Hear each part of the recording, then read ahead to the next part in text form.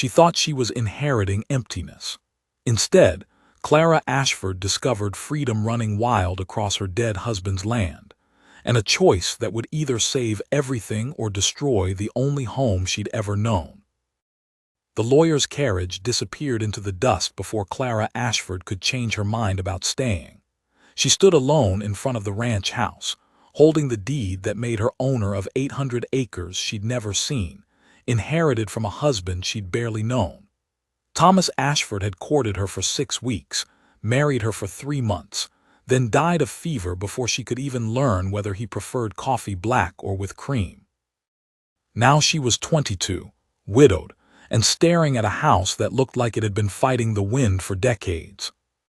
The front door hung crooked on its hinges. Clara pushed it open with her shoulder, stepped inside, and immediately wished she hadn't. The smell hit her first: dust, neglect, and something else she couldn't identify. Mouse droppings covered the kitchen counter like scattered rice. Spider webs draped the corners thick as funeral veils. This wasn't a home. It was a tomb that happened to have windows. Clara set her single trunk down and walked through each room, inventory growing bleaker with every step. The bedroom had a mattress so rotted she could see springs poking through like broken bones. The kitchen pump wheezed out brown water that smelled of rust and regret. The fireplace was stuffed with old newspapers and what looked like a bird's nest. She had $17 to her name, no family willing to take in a widow, and winter coming fast. But then she heard it, a sound like thunder that wasn't thunder. Clara stepped onto the back porch and her breath caught in her throat. Horses, dozens of them, maybe 50, racing across the far pasture in a cloud of dust and wild energy. Their coats gleamed like polished copper in midnight, Monets streaming behind them like battle flags. She'd never seen anything so beautiful or so free. A man appeared at her elbow so quietly she jumped. He was tall, weathered, with kind eyes set deep in a face that had seen too much sun. "You must be Thomas's wife," he said, tipping his hat. "I'm Ben Carver, been looking after the place since Thomas took sick." Clara studied him carefully. "Those horses, are they mine?" Ben's expression shifted, became guarded. "Legally, I suppose they are, but Clara, Mrs. Ashford, those aren't ranch horses. They're Mustangs, wild as the day they were born. Thomas never could bring himself to round them up and sell them, though Lord knows he needed the money." "Why not?" Clara watched the herd slow to a walk, magnificent heads turning toward the house as if they sensed her watching. "Said they belonged to the land more than the land belonged to him." Ben shifted his weight, glanced toward the corral. "Problem is, Mrs. Ashford, the bank's been patient because of Thomas's death, but they won't wait much longer. You owe $300 by month's end or they'll take everything." The number hit Clara like a physical blow. $300 might as well have been 3,000. She had no way to earn that kind of money, no skills beyond needlework and keeping house. Unless, she looked back at the horses, beautiful and wild and worth something to somebody. "How much would they bring at auction?" she asked quietly. Ben's face went carefully blank. "Maybe $400, maybe $5 if the buyers were feeling generous." He paused, then added reluctantly, "There's a horse broker named Samuel Vance coming through next week. He'd take the whole herd, no questions asked." Clara nodded slowly, feeling something die inside her chest even as she calculated survival. The horses could save the ranch, could give her the fresh start she desperately needed. All she had to do was betray the only beautiful thing on this God-forsaken piece of land. That night Clara lay on the broken mattress, listening to the sounds of the ranch settling around her. Mice scratched in the walls. The wind rattled loose boards, and somewhere in the distance she could hear the horses, snorting, nickering, moving restlessly in the darkness like spirits that couldn't find peace. She rose before dawn and walked out to the pasture fence, morning coffee steaming in her hands. The horses were grazing near the creek, peaceful as painted saints. The lead mare, a black beauty with white markings like fallen stars, lifted her head and stared directly at Clara. For a long moment, Woman and horse regarded each other across the space between tame and wild. "I'm sorry," Clara whispered to the morning air. But the mare just flicked her ears and went back to grazing, as if she already knew what Clara was going to do. Ben arrived as the sun was climbing toward noon, leading a work horse and carrying tools. "Thought you might want to start fixing up the house," he said. "Make it livable before winter sets in hard." Clara nodded, but her heart wasn't in the conversation. "Ben, about that horse broker, when exactly is he coming?" "Samuel Vance. Should be here Tuesday, maybe Wednesday. Depends on how many ranches he hits between here and Tucson." Ben studied her face carefully. "You've made your decision then?" It wasn't a question. Clara looked past him toward the horses, beautiful and doomed and completely unaware that their freedom had a price tag. "What choice do I have? I can't eat wild horses, and I can't pay the bank with good intentions." Ben set down his tools and leaned against the fence post. "Clara, can I tell you something about those horses? Thomas used to sit right here every evening just watching them. Said it was better than church, seeing something that purely free. The day before he died, when the fever was bad and he was talking out of his head, you know what he said? He said, 'Don't let them cage the wind, Clara. Promise me you won't let them cage the wind.'" The words hit Clara like a slap. She'd never heard Thomas say anything so poetic, so passionate about anything. In their brief marriage, he'd been kind but distant, polite but never vulnerable. Now she was learning about her dead husband from a hired hand, and what she learned made her feel like she was betraying not just the horses, but Thomas himself. "He said my name?" she asked quietly. "Last thing he said before the fever took him for good." Ben's voice was gentle. "He loved those horses, Clara, but more than that, he loved what they represented. Freedom that couldn't be bought or sold or broken." Clara felt tears threaten and pushed them back. Sentiment was a luxury she couldn't afford. "Freedom doesn't pay debts, Ben, and those horses will be just as wild whether they're running on my land or somebody else's." But even as she said it, she knew it wasn't true. Samuel Vance wasn't buying horses to set them free on another ranch. He was buying them to break, to sell, to turn into something useful and profitable, and completely different from what they were now. The lead mare chose that moment to approach the fence, moving with the fluid grace of water over stone. She stopped just out of reach and studied Clara with dark, intelligent eyes that seemed to see straight through to her soul. Clara had the unsettling feeling that the horse understood exactly what was being discussed, and that she was not impressed with Clara's pragmatism. "She's judging me," Clara said with a shaky laugh. "Her name's Starlight," Ben said. "Thomas named her, said she was the queen of the herd and queens deserved proper names." He paused, then added quietly, "She foaled last spring. Got a little colt somewhere in that bunch, probably staying close to Mama's side." Clara felt her resolve waver. A mother with a baby. Of course there would be babies in the herd. Of course this decision would be even more complicated than she'd thought. She turned away from the fence before she could do something stupid like promise a horse she would find another way. But as she walked back toward the house, she could feel Starlight's eyes following her, and she had the terrible suspicion that the mare knew exactly what kind of person Clara was about to become. Samuel Vance arrived on Tuesday like a storm cloud in human form. Clara watched from her kitchen window as he rode up the dusty path, sitting his horse with the casual arrogance of a man who'd never met anything he couldn't buy, break, or bend to his will. His clothes were expensive: tailored coat, polished boots, silver watch chain glinting in the afternoon sun. Everything about him screamed money and the kind of confidence that came from never having to choose between dignity and survival. Clara smoothed her worn dress and stepped onto the porch, forcing her spine straight. She'd spent 3 sleepless nights rehearsing this conversation, telling herself that selling the horses was the only rational choice. The bank wouldn't accept good intentions or noble sentiments as payment. She was a practical woman making a practical decision, nothing more. "Mrs. Ashford, I presume." Vance dismounted with fluid grace and removed his hat, revealing silver hair slicked back with pomade. His smile was all teeth and no warmth. "Samuel Vance, livestock broker. I believe Ben Carver mentioned I'd be calling." "He did." Clara kept her voice steady, businesslike. "You're interested in the Mustang herd." "Indeed I am." Vance's pale eyes swept toward the pasture where the horses grazed in the distance. "Ben tells me there are roughly 50 head, all healthy, all unbroken. That's quite a valuable commodity, Mrs. Ashford. Unbroken horses are in high demand back east, circuses, private collectors, men who fancy themselves capable of taming the untamable."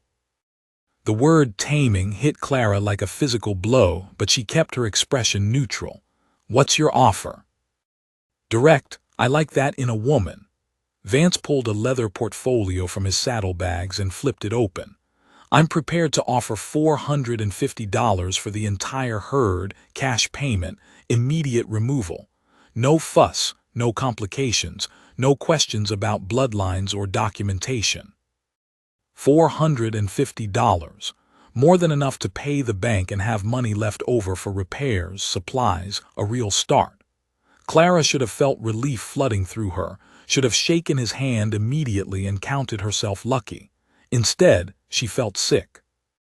"When would you take them?" she heard herself ask. "Tomorrow morning, if that suits. I've got a crew waiting in town with proper corrals and transport wagons. We'll have them rounded up and gone by sunset." Vance snapped the portfolio shut with a sound like a gunshot. "Clean break, Mrs. Ashford. No lingering attachments or second thoughts to complicate matters." Clara nodded slowly, but something in her expression must have betrayed her inner turmoil because Vance's demeanor shifted slightly, became more calculating. "Having doubts?" he asked, voice smooth as snake oil. "That's natural, Mrs. Ashford. Sentimental attachment to animals is a common feminine weakness. But you must consider your position. A young widow with no family, no means of support, facing foreclosure. These horses are wild creatures with no loyalty to you or your late husband. They're a resource, nothing more. Beautiful, valuable, but ultimately just another commodity to be bought and sold." The casual cruelty of his words sparked something dangerous in Clara's chest. "They're not just commodities. They're—" She stopped herself before she could finish the sentence, horrified that she'd almost revealed how much the horses had come to mean to her in just a few short days. "They're what?" Vance pressed, sensing weakness like a shark scenting blood. "Wild animals that serve no practical purpose. Pretty to look at, certainly, but they don't pay taxes or put food on the table. Sentiment is a luxury you can't afford, Mrs. Ashford." Before Clara could respond, the sound of hoofbeats interrupted them. Ben Carver appeared around the corner of the house, riding hard with his face set in grim lines. He dismounted quickly and approached them with barely concealed hostility. "Vance," he said curtly, not bothering with pleasantries, "heard you were sniffing around." Ben, Vance's smile turned predatory. "Still playing nursemaid to strays, I see. Mrs. Ashford and I were just concluding our business arrangement." "Were you now?" Ben's gaze flicked to Clara, searching her face. "That's interesting because I just rode back from town, and I heard some fascinating stories about your last acquisition, Vance. Seems that herd of Mustangs you bought from the Morrison Ranch last month, half of them died in transport. The other half were so broken by your training methods that they had to be put down." Clara felt the blood drain from her face. "Is that true?" Vance waved a dismissive hand. "Exaggerations and rumors, Mrs. Ashford. The livestock business involves certain unavoidable losses. Wild animals are fragile creatures. They don't always adapt well to civilization." "Adapt?" Ben's voice was deadly quiet. "You mean they don't survive having their spirits beaten out of them with whips and chains?" "Now see here," Vance began, but Ben cut him off. "I also heard you've got a contract with a glue factory in Denver. Funny how that detail didn't come up in your sales pitch." The words hit Clara like a physical blow. Glue factory. Not circuses or private collectors or men who wanted to tame the untamable. Death. Slow, brutal death for creatures whose only crime was being born free. Clara stared at Vance, seeing him clearly for the first time. The expensive clothes, the smooth words, the casual cruelty. He was a predator dressed as a businessman, and she'd been ready to hand him everything beautiful and wild on the ranch because she was too frightened to look for another solution. "Get off my land," she said quietly. Vance blinked, clearly not expecting resistance. "Mrs. Ashford, let's not be hasty. Perhaps we can renegotiate the terms." "I said get off my land." Clara's voice was stronger now, carrying the authority she'd never known she possessed. "Take your blood money and your lies and ride out of here before I ask Ben to help you find the road." For a moment, Vance's mask slipped completely, revealing the cold calculation beneath. "You're making a serious mistake, Mrs. Ashford. I'm the only buyer willing to take the entire herd, and you need money more than you need principles. When the bank forecloses next week, those horses will be sold at auction anyway, probably to me, for half what I'm offering now." The threat was clear, but instead of terrifying Clara, it crystallized something inside her. She stepped closer to Vance, close enough to see the meanness in his pale eyes. "Maybe you're right," she said softly. "Maybe I'll lose everything, but I won't lose it by selling my soul to a man who turns living creatures into glue for profit." She paused, then added with quiet steel, "Now get off my land before I decide that shotgun in the house might be good for more than killing rattlesnakes." Vance mounted his horse with angry, jerky movements. "You'll regret this, Mrs. Ashford. Sentiment doesn't pay debts, and winter doesn't care about your noble principles. When you're starving in a month's time, remember that you chose wild horses over survival." He wheeled his horse around and rode away hard, leaving a cloud of dust and the lingering scent of expensive cologne and cheaper morals. Clara watched until he disappeared around the bend, then sank onto the porch steps as the magnitude of what she'd just done hit her. "Jesus, Clara," Ben said, settling beside her. "That was either the bravest thing I've ever seen or the most foolish." "Probably both." Clara buried her face in her hands.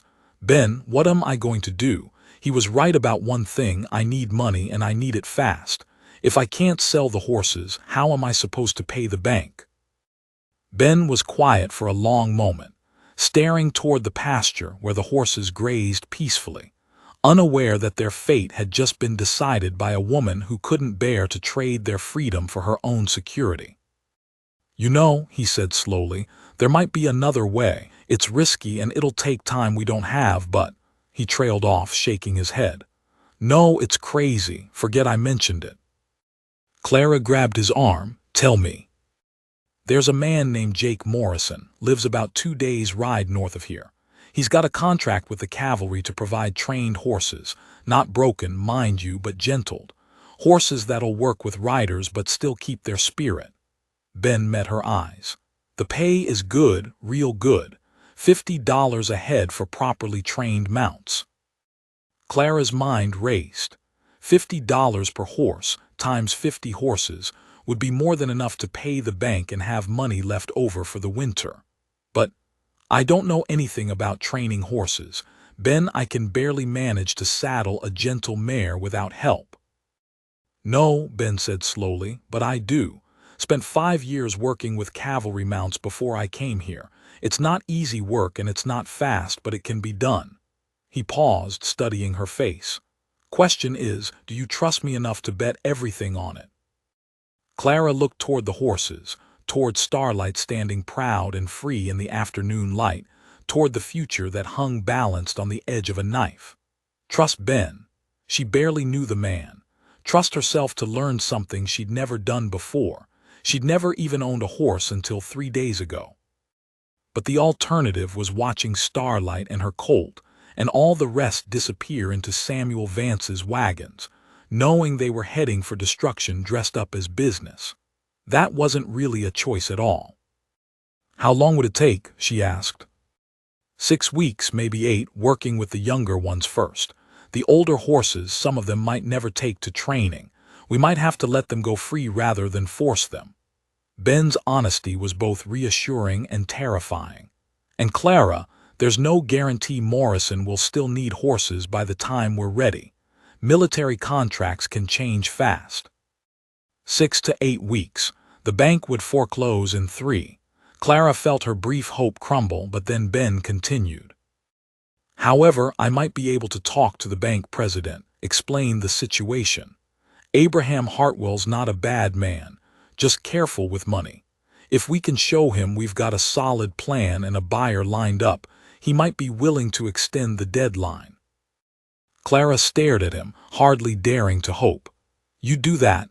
Risk your reputation on a scheme that might not work to help someone you barely know. Ben smiled for the first time since she'd met him, and the expression transformed his weathered face completely. Clara, you just told one of the meanest men in the territory to get off your land because you wouldn't sell wild horses to a glue factory. I figure if you've got that kind of backbone, you might just be worth taking a risk on. As if summoned by their conversation, Starlight approached the fence again, moving with that fluid grace that took Clara's breath away. The mare stopped just within arm's reach and stood quietly, dark eyes fixed on Clara's face with an intensity that felt almost human. Slowly, hardly breathing, Clara extended her hand. For a heartbeat, nothing happened. Then Starlight stepped forward and touched her nose to Clara's palm, breath warm and surprisingly gentle against her skin. Well, I'll be damned, Ben murmured. She's never let anyone get that close before, not even Thomas. Clara felt tears prick her eyes as the connection between woman and horse hummed with possibility. Maybe this was crazy. Maybe they'd fail spectacularly and lose everything anyway. But looking into Starlight's eyes, feeling the wild creature's tentative trust, Clara knew she'd rather fail trying to preserve something beautiful than succeed by destroying it. All right, she said quietly, let's save some horses. The meeting with Abraham Hartwell didn't go the way Clara had hoped. The bank president sat behind his massive oak desk like a judge preparing to deliver a death sentence, his pale eyes moving between Clara and Ben, with the kind of skepticism that came from years of hearing desperate promises from desperate people. His office smelled of leather and disappointment, walls lined with maps of foreclosed properties that told their own story of broken dreams and failed schemes. Mrs. Ashford, Hartwell said slowly, his voice carrying the weight of a man who'd heard every sob story the territory had to offer. I appreciate your optimism, but horse training is a specialized skill that takes years to master. You're asking me to extend a significant loan based on the hope that you can accomplish in 6 weeks what most professionals struggle with for months. Clara felt heat rise in her cheeks. She'd dressed in her finest clothes, which wasn't saying much, and practiced her speech until she could recite it backwards, but sitting in this intimidating office with its gleaming surfaces and cold efficiency, she felt like a child playing at being an adult. Ben has the experience, she said, trying to keep her voice steady. He trained cavalry horses for 5 years. He knows what he's doing. Hartwell's gaze shifted to Ben, who sat quietly beside Clara with his hat balanced on his knees. Mr. Carver, I've known you for several years, and I respect your work ethic. But training a few horses for the cavalry and gentling 50 wild mustangs are entirely different challenges. The financial risk is substantial. Yes, sir, it is, Ben acknowledged. But Jake Morrison's contract is solid, and he pays fair. $50 a head for properly trained mounts. Even if we only succeed with half the herd, that's more than enough to cover Mrs. Ashford's debt.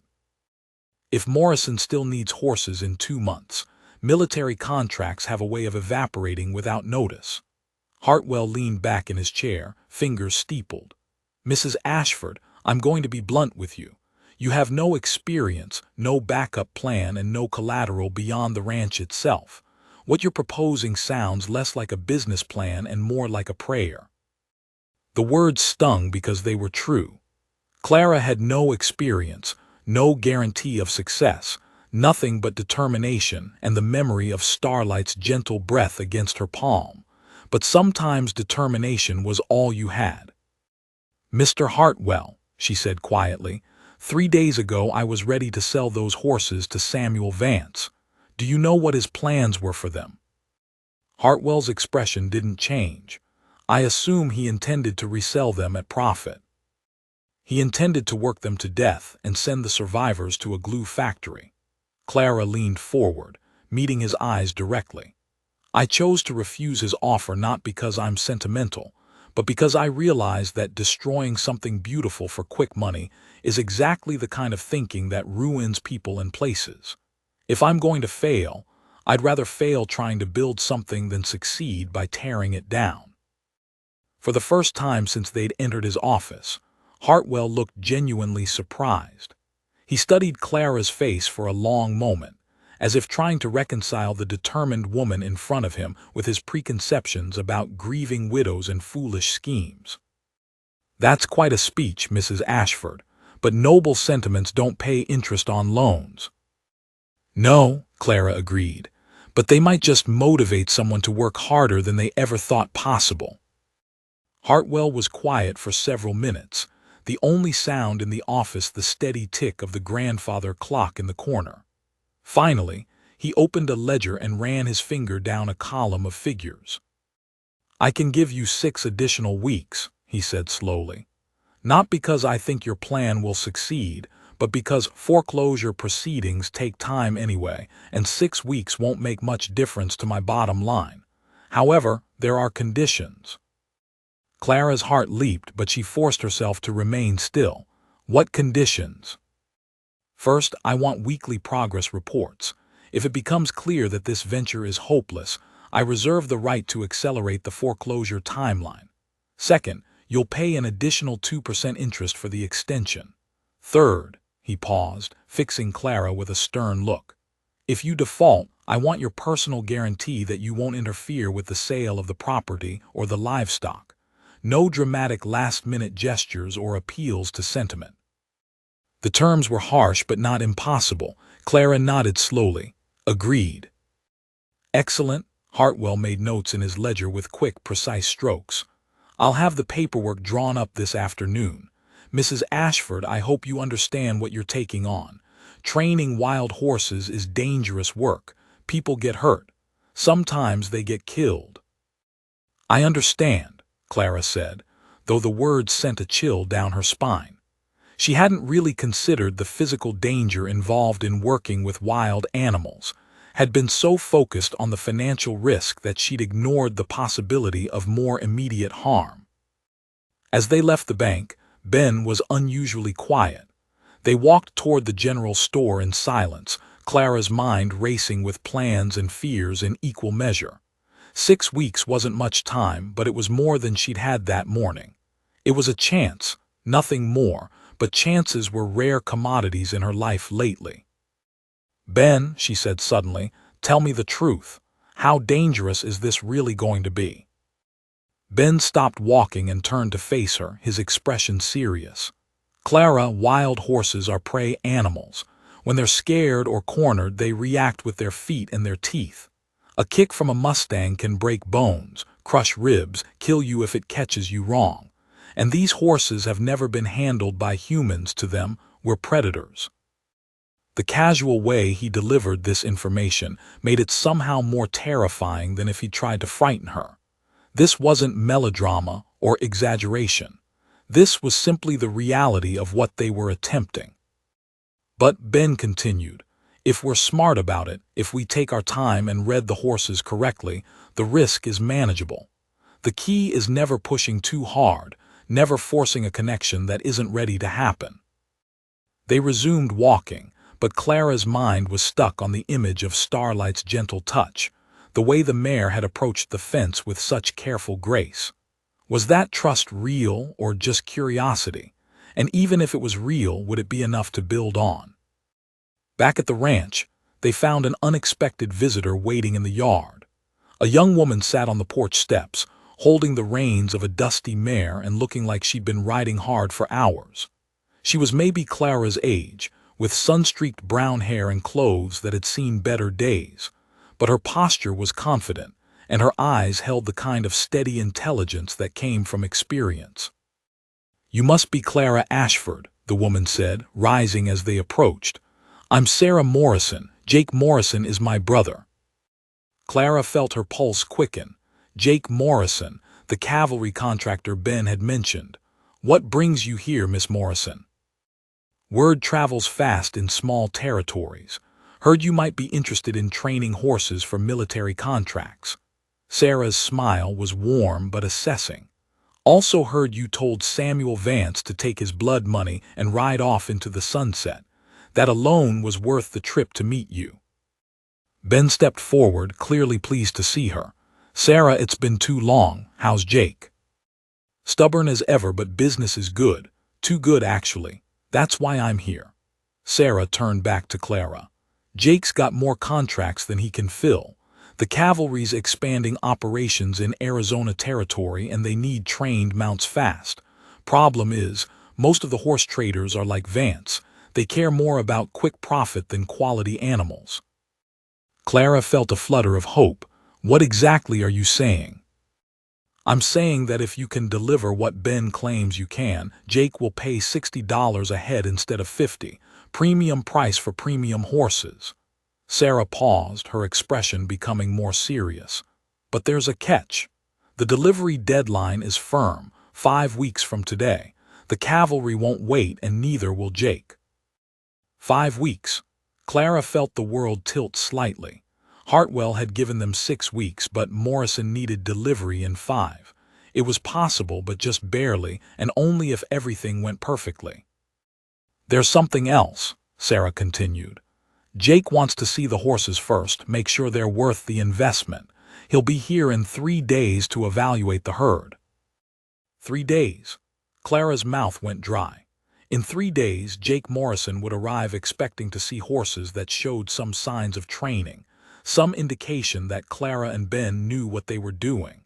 Right now, the Mustangs were still completely wild, still viewing humans as threats to be avoided at all costs.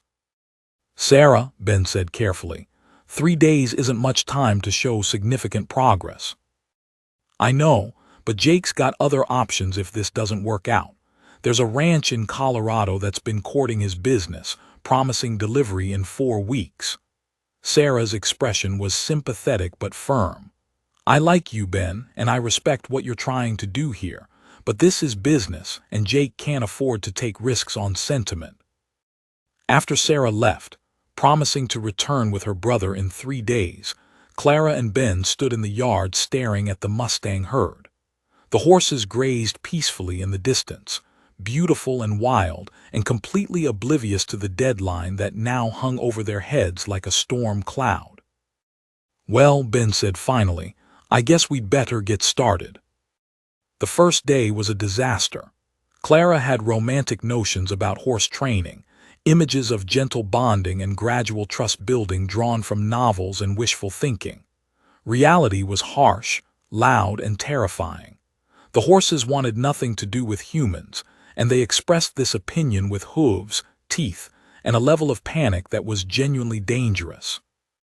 Ben started with the youngest horses, the yearlings who might be more adaptable than their elders. Even these supposedly easier prospects reacted to human presence like Clara was a mountain lion looking for lunch.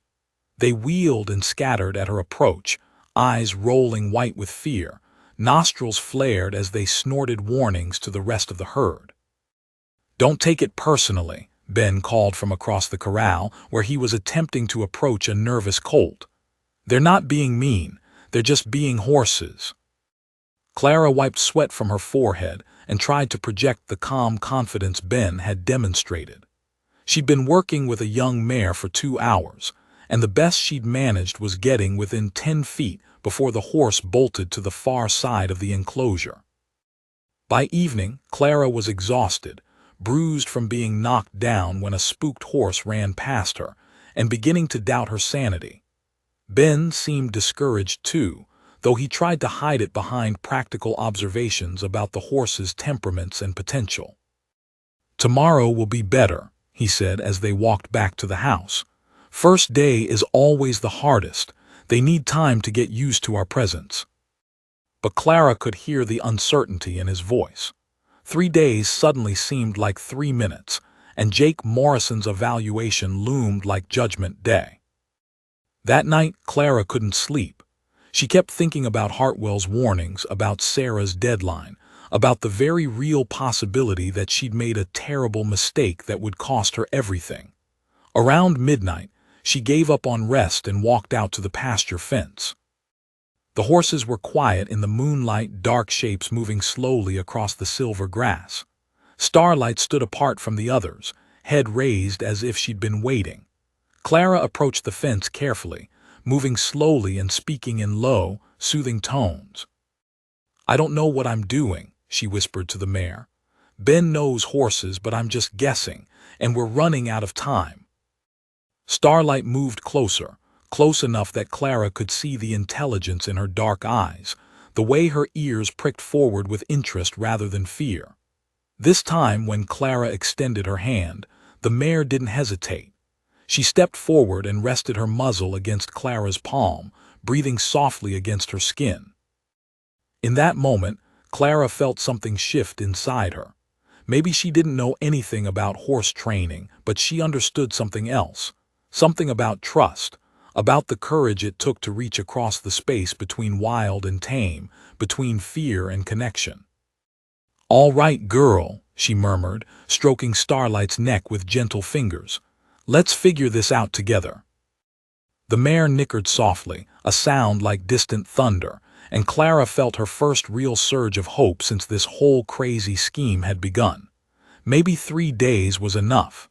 Maybe trust could grow faster than fear. Maybe, just maybe, they could pull off a miracle. But as she walked back to the house, Clara couldn't shake the feeling that she was about to discover just how high the stakes really were. Jake Morrison arrived early, before the sun had fully cleared the mountains, riding a magnificent black stallion that moved like liquid shadow across the dusty ground. Clara watched from the kitchen window as he dismounted with the fluid grace of a man who'd spent more time in the saddle than on his own 2 feet.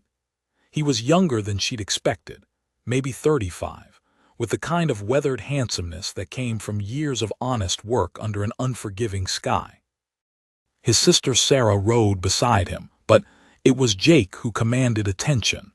There was something in his bearing that spoke of authority earned rather than inherited. Clara's stomach twisted with nerves. 3 days of frantic work had produced modest progress at best. She and Ben had managed to get halters on 6 of the younger horses, and Starlight now allowed Clara to brush her neck and shoulders. But they were nowhere near the level of training Jake would expect for cavalry mounts. The horses were still skittish, still prone to panic at sudden movements or loud noises. A few could be led short distances, but none were ready for riders. Ben emerged from the barn, wiping his hands on a rag, his expression carefully neutral. Clara could see the tension in his shoulders, the way his eyes assessed Jake's mood before offering a greeting. "Jake, good to see you again. How was the ride?" "Long and dusty, but that's the territory for you." Jake's handshake was firm, his gaze direct. "Ben tells me you've got something special here. 50 head of Mustangs with the potential for cavalry training." "That's right." Clara stepped off the porch, forcing confidence into her voice. "Would you like to see them?" Jake's eyes settled on her with an intensity that made her feel like he was reading her soul. "You must be Clara Ashford. Sarah's told me quite a bit about you. Says you turned down a guaranteed sale to Samuel Vance because you didn't like his methods." "His methods would have killed them," Clara said simply. "These horses deserve better than that." Something flickered in Jake's expression. Approval, maybe, or at least respect. Noble sentiment. But the cavalry doesn't pay for sentiment, Mrs. Ashford. They pay for horses that can carry a soldier into battle and bring him home alive. Can your horses do that? The question hung in the air like a challenge. Clara felt the weight of everything. The ranch, the debt, the horses' lives balanced on her answer. She could lie, could promise more than she could deliver, but something in Jake's steady gaze told her he'd see through any deception immediately. "Not yet," she admitted, "but they can. Give us 5 weeks and I'll show you horses that will serve the cavalry with honor." Jake studied her for a long moment, then nodded slowly. "Fair enough. Let's see what you're working with." They walked toward the main corral where Ben had gathered a dozen of the most promising horses.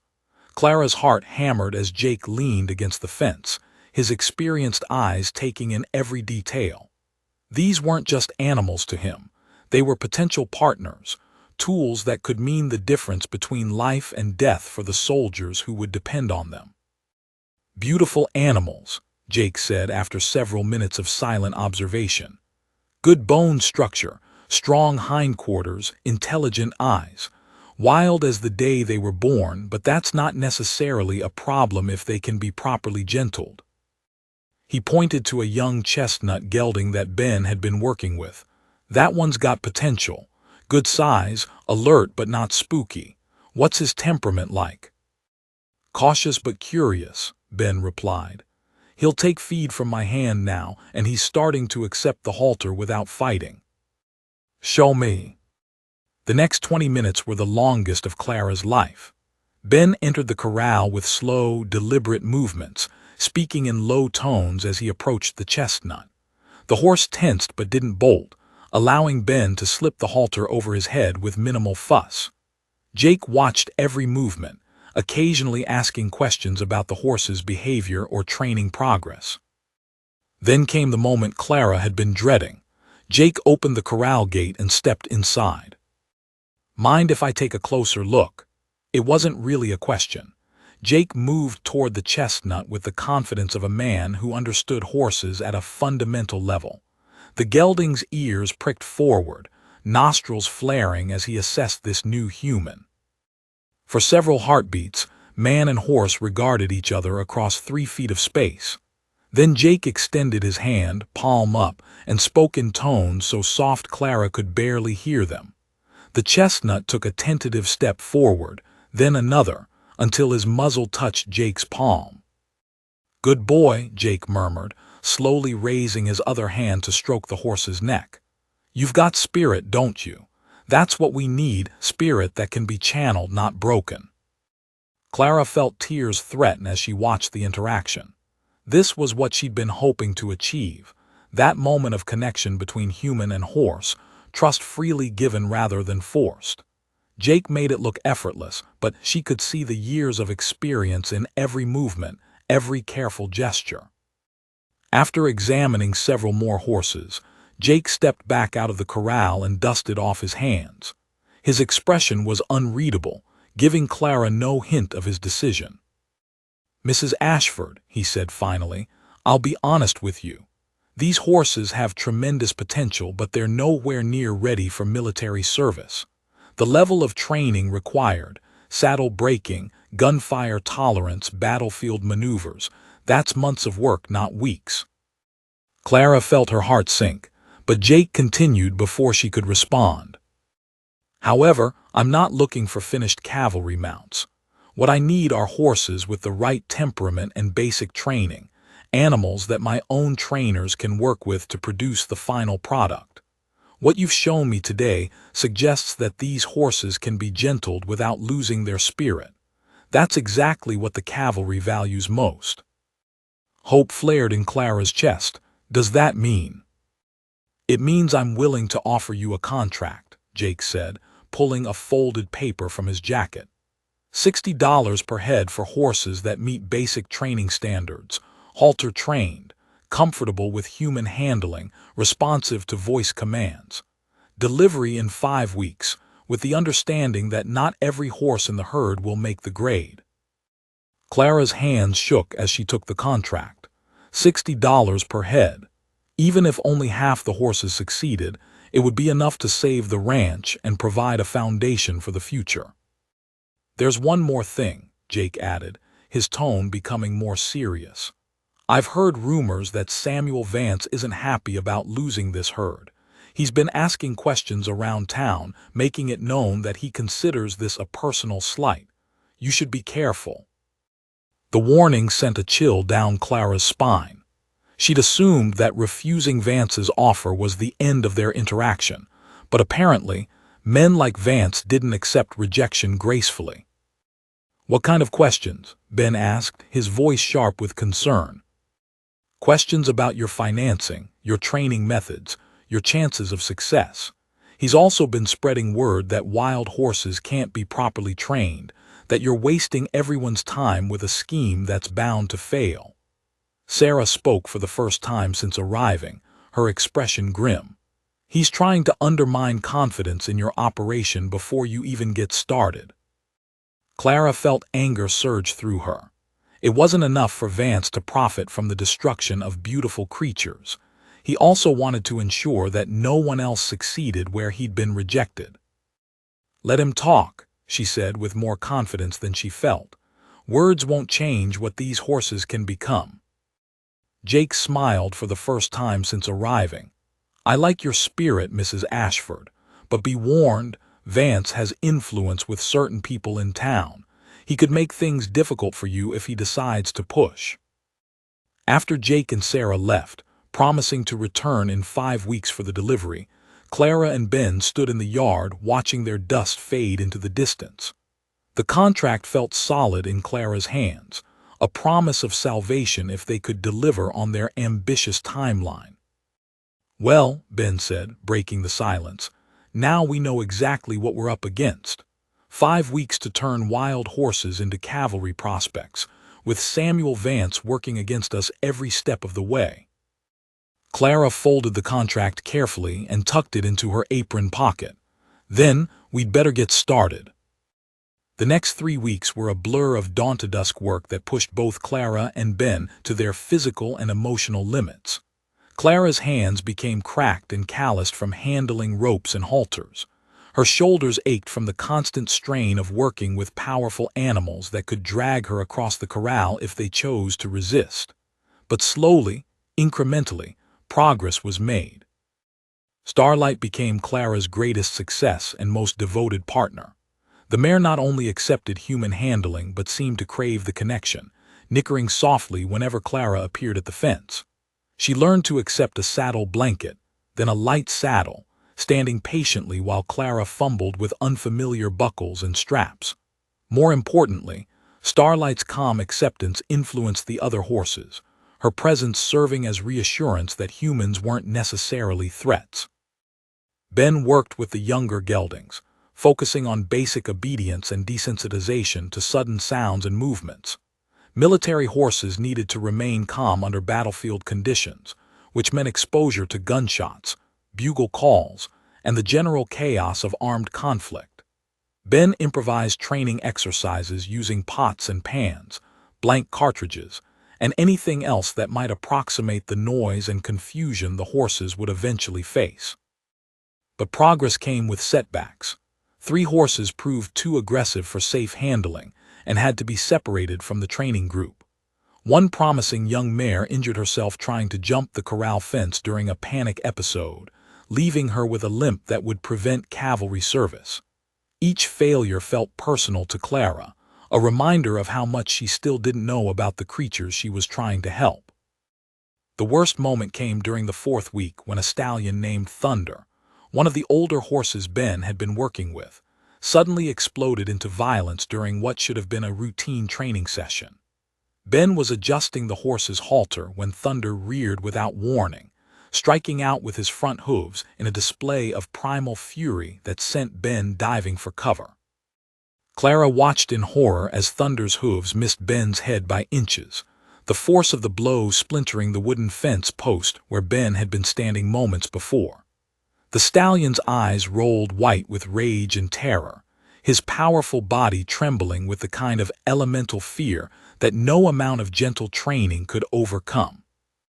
"Get out of there," Clara screamed, but Ben was already moving, scrambling under the fence rails as Thunder continued his furious display. The stallion's fury seemed to infect the other horses, and soon the entire corral was a chaos of rearing, plunging animals that threatened to destroy everything they'd worked so hard to achieve. It took an hour to calm the herd, and when the dust settled, Ben sat on the ground outside the corral with blood trickling from a cut on his forehead where a flying splinter had caught him. "That's it for Thunder," he said quietly, dabbing at the wound with his handkerchief. "Some horses just can't be gentled, Clara. It's not a failure, it's just their nature." Clara stared at the stallion, magnificent and untouchable in his fury, and felt something break inside her chest. She'd wanted to save them all, to prove that every wild creature could find peace with humans if only they were treated with sufficient kindness and patience. But Thunder's violent rejection of human contact was a reminder that some freedoms couldn't be compromised. Some spirits couldn't be tamed without destroying them completely. "What happens to him?" she asked. Ben was quiet for a long moment. "We let him go, turn him loose in the high country where he can live free. It's what he wants, and maybe it's what he deserves." That evening, they opened the gate and watched Thunder disappear into the gathering darkness, his powerful form silhouetted against the mountains like a symbol of everything wild and untouchable in the world. Clara felt tears on her cheeks as the stallion vanished from sight, but they weren't tears of sadness. They were tears of recognition. Sometimes the greatest kindness was knowing when to let go. With 2 weeks left until delivery, Clara found herself caught between exhaustion and exhilaration. 28 horses showed genuine promise for cavalry training.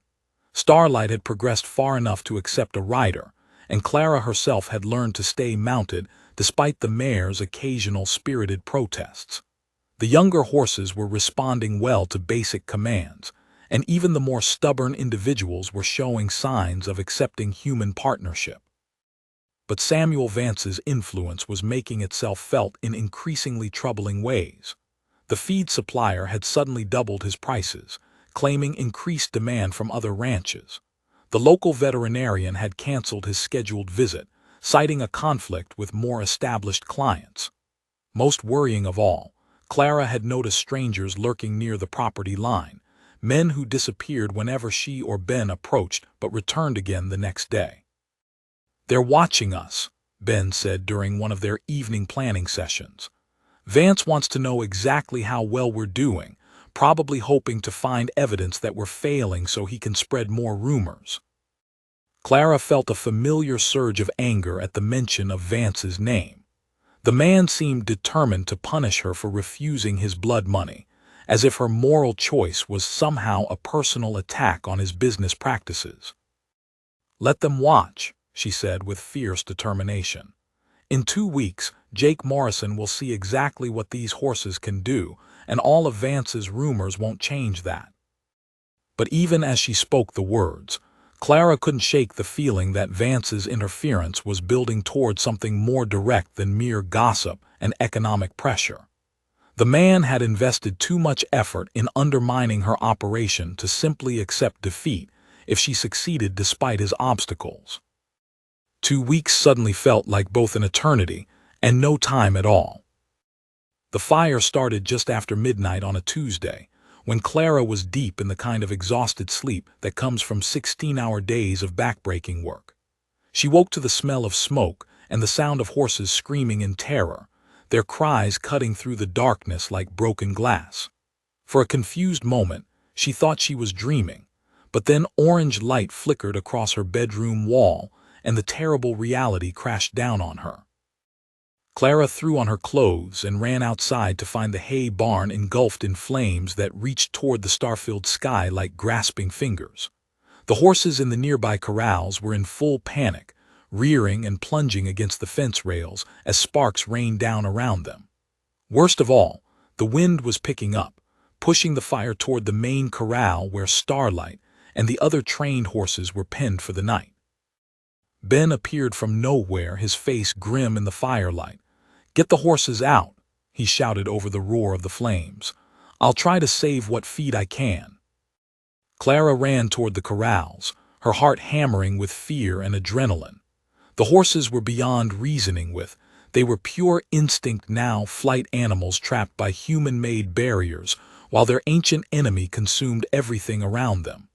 Starlight stood pressed against the far fence, her dark coat gleaming with sweat, her eyes rolling white with terror. "Easy, girl," Clara called, but her voice was lost in the chaos. She fumbled with the gate latch, her hands shaking so badly she could barely work the simple mechanism. The metal was already warm from the fire's heat, and she could feel the temperature rising with each passing second. The gate swung open and horses poured out like water through a broken dam. Most ran toward the far pasture, away from the flames, but some panicked animals ran in circles, their fear overriding basic survival instincts. Clara pressed herself against the fence post as hooves thundered past her, praying that none of the terrified animals would trample her in their desperate flight. Starlight was the last to leave the corral, approaching Clara with surprising calm despite the chaos around them. The mare's trust, even in the face of mortal danger, brought tears to Clara's eyes. She pressed her face against Starlight's neck for just a moment, breathing in the familiar scent of horse and sweet grass before stepping back. "Go," she whispered, "run free." Starlight touched her nose to Clara's shoulder, a gesture so gentle it broke Clara's heart, then wheeled and galloped after the rest of the herd. Clara watched her disappear into the darkness beyond the fire's reach, magnificent and free, and possibly lost forever. By dawn, the barn was nothing but smoldering ruins and bitter ash. The feed that had cost Clara most of her remaining money was gone, reduced to charcoal and regret. Worse, the horses had scattered across the countryside in their panic, and there was no telling how many they'd be able to recover or how much of their training had been undone by the trauma of the fire. Ben stood beside the smoking remains of the barn, his face streaked with soot and exhaustion. "Could have been worse," he said quietly. "Could have lost the house, could have lost lives." Clara nodded, but she felt hollowed out, as if the fire had burned away something essential inside her along with the barn and feed. Jake Morrison was due to arrive in 10 days for the promised delivery, and right now she had no horses to show him, no feed to sustain them if she could even gather them again, and no money to replace what had been lost. "This wasn't an accident," she said suddenly, the certainty hitting her like a physical blow. "The hay was dry, but it doesn't just burst into flames. Someone did this." Ben's expression darkened. "I was thinking the same thing. Too convenient, too well-timed. Vance warned you he could make things difficult."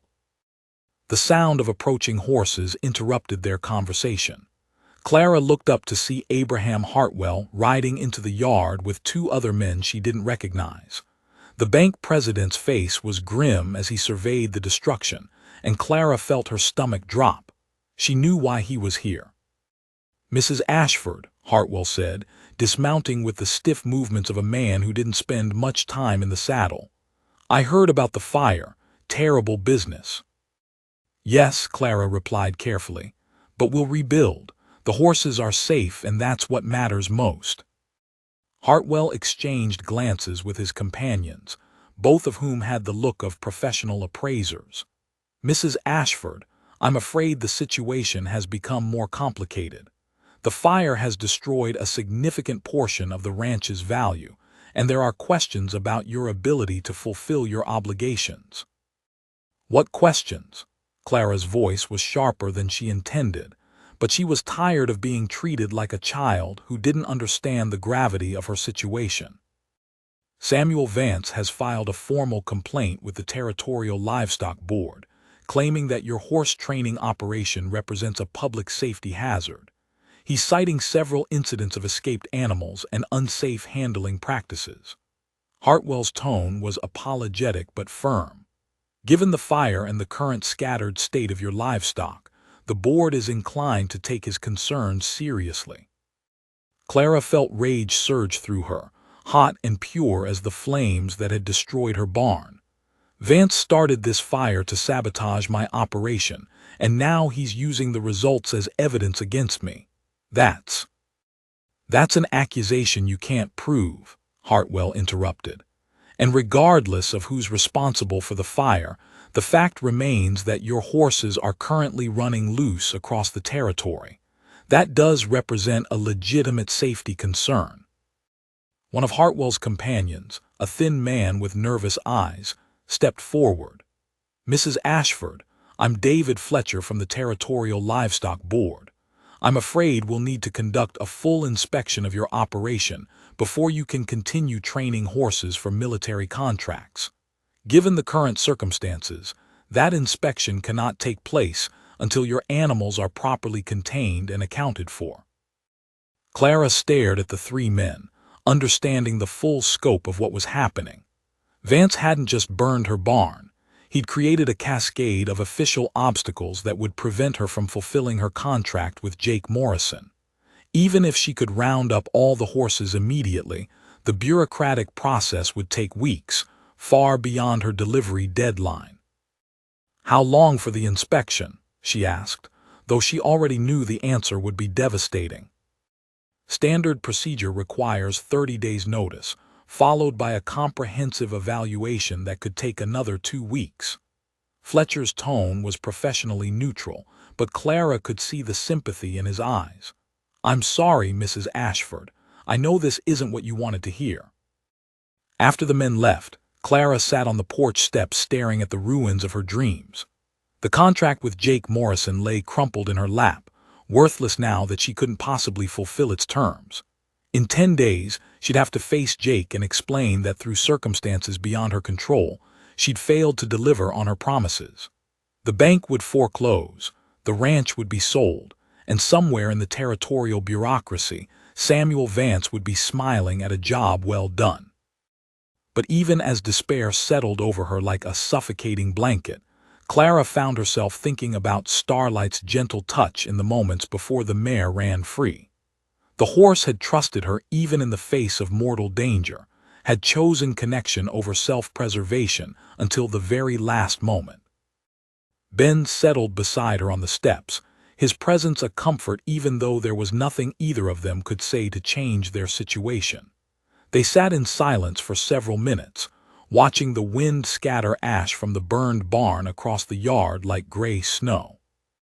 "You know what the worst part is," Clara said finally. "It's not losing the ranch or the money. It's knowing that Vance won this by destroying something beautiful. Those horses were learning to trust humans again, learning that we could be partners instead of predators. And now they're scattered and terrified, and it'll take months to rebuild that trust, if it can be rebuilt at all." "Maybe not," Ben said quietly. "Clara, there's something you need to see." He led her to the far side of the house, to a spot where they could look out over the back pasture. Clara gasped at what she saw there. Starlight stood near the creek, calm and alert, watching the house with intelligent eyes. Around her, clustered in a loose group, were more than a dozen other horses from the training program. "They came back," Ben said, wonder in his voice. "Started showing up about an hour ago. Not all of them, some are probably still running, but the ones that had bonded with us, the ones that had learned to trust, they came home." Clara felt tears spill down her cheeks as she watched Starlight lift her head in recognition. The mare nickered softly, a sound that seemed to carry across the distance between them like a promise.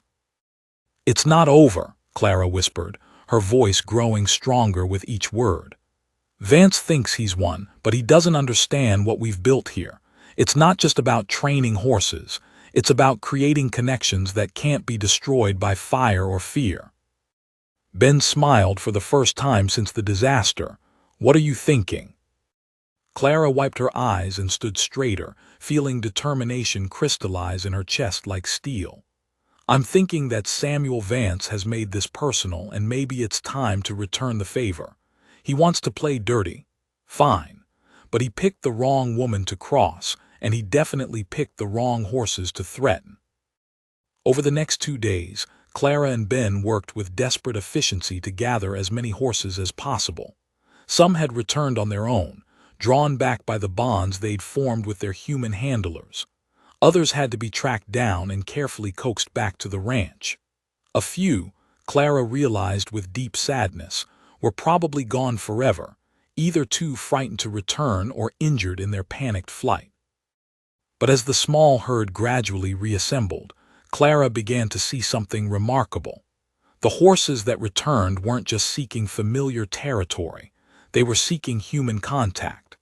They approached the corrals willingly, allowed themselves to be haltered and led, even showed signs of remembering their training despite the trauma they'd endured.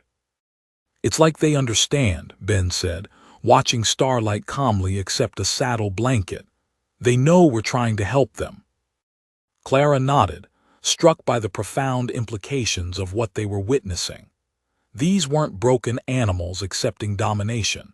They were intelligent creatures choosing partnership despite having every reason to flee human contact forever.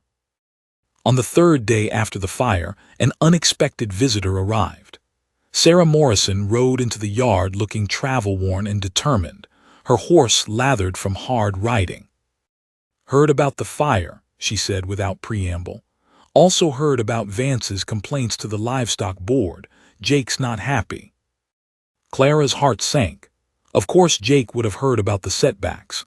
In a territory this small, news traveled faster than wildfire, especially bad news that affected business contracts.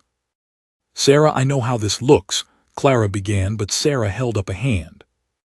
"Jake sent me to tell you the delivery deadline is extended 2 weeks. 30 days notice for a livestock inspection is bureaucratic nonsense, and everyone knows it. He's also filing his own complaint against Samuel Vance for interfering with legitimate business operations." Clara stared at her, hardly daring to believe what she was hearing. "He's giving us more time. He's giving you a chance to prove that his faith in you isn't misplaced." Sarah's expression was serious but not unkind. "Clara, Jake doesn't make many exceptions for people, but what you're doing here, training horses without breaking their spirits, that's exactly what the cavalry needs. Don't let one man's greed destroy something this important."